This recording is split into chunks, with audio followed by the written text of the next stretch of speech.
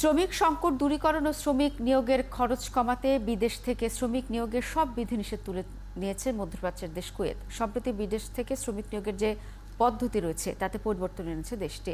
এতে সব ধরনের বাধা কেটে যাওয়ায় এখন থেকে সহজে অন্য দেশ থেকে কুয়েতে যেতে পারবেন শ্রমিকরা।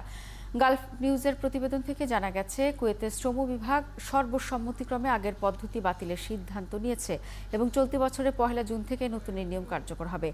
আগের নিয়ম অনুযায়ী শ্রমিক নিয়োগদাতা প্রতিষ্ঠানগুলোকে বিদেশি শ্রমিক নিয়োগের ক্ষেত্রে কুয়েতে কর্মরত বা অবস্থানরত শ্রমিকদের মধ্য থেকেই নিয়োগ দিতে হতো।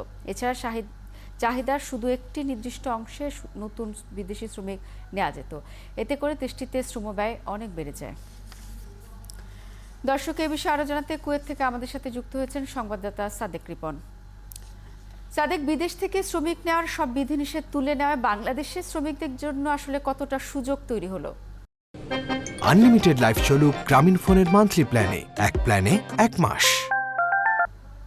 ধন্যবাদ শ্রাবণী আপনাকে। আসলে এখানে যে শ্রমিক নিয়োগের ব্যাপারে যে বিধিনিষেধ রয়েছে, এটা অন্যান্য দেশের জন্য ছিল না, শুধুমাত্র কিছু কিছু দেশের জন্য, বাংলাদেশ, মিশর, ইরান, আফগানিস্তান, এই কয়েকটি দেশের জন্য লামানা দরকার হতো।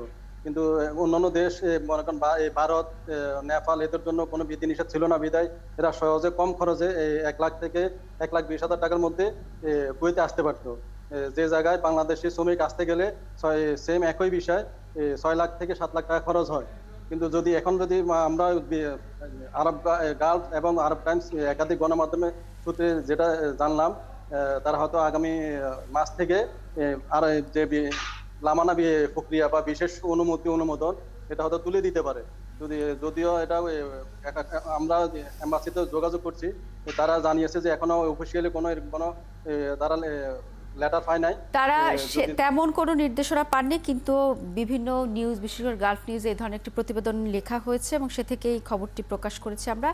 আগের নিয়মের কারণে তো দেশটিতে শ্রমব্যয় অনেক বেড়ে গিয়েছিল। নতুন নিয়মে শ্রমিক ভিসায় যেতে বাংলাদেশ থেকে ন্যূনতম কত টাকা খরচ হতে পারে? ন্যূনতম খরচ বলতে আসলে এখানে বাংলাদেশে যেহেতু কুয়েতের বিষয়গুলো বিভিন্ন লোক মাধ্যমে হাত বদল হয়, যার কারণে কুয়েতের বিষয়গুলোর দাম বেশি, মানে 6 লাখ 7 লাখ হাত বদলের কারণে হয়। কিন্তু আমরা দেখেছি এর গত 1 বছর থেকে বা 1.5 বছর আগ থেকে কুয়েতে মেডিকেলে নার্স এবং টেকনিশিয়ান আসছে, তারা 1 থেকে 1.5 লাখ টাকা খরচ করে আসছে। তারা বুয়েসেলের মাধ্যমে আসছে। তো আমি মনে করি যদি সরকারিভাবে যদি এভাবে যদি শ্রমিক নিয়ে আসে, সেম অন্যান্য দেশের যে শ্রমিকরা যেভাবে 1 লাখ টাকা থেকে 1.5 লাখ টাকা খরচ করে কুয়েতে আসে, বাংলাদেশ শ্রমিকরাও সেম একই নিয়মে কম খরচে আসতে পারবে। তবে আপনি যেমনটি বলছেন যে হাত বদলের কারণে সেই টাকার অঙ্কটি অনেকটা বেড়ে যায়। সাদেক রিপন, আপনাকে ধন্যবাদ। দর্শক, সাদেক রিপন বলছিলেন যে কুয়েত থেকে যে শ্রমিকদের নিয়োগের যে বিধিনিষেধ তুলে নিয়ে গেল সেই বিষয়ে সবশেষ তথ্য।